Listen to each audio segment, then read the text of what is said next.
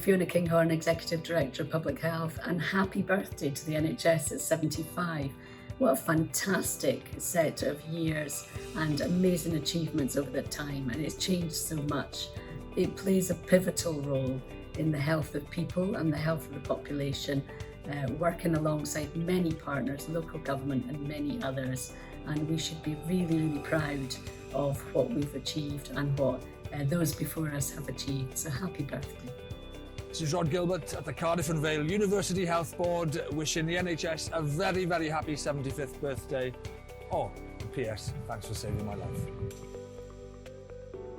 What I love about the National Health System are the people that work tirelessly within it to ensure that I get the best medical treatment possible, and they've saved my life on at least 2 occasions. Without them, as I said, my partner wouldn't be here today, so yes, they do a fantastic job, and we'd be lost without the NHS. Very lucky, yes, because what else, we wouldn't be able to probably afford all the treatment, would we, if if it was all private, yeah.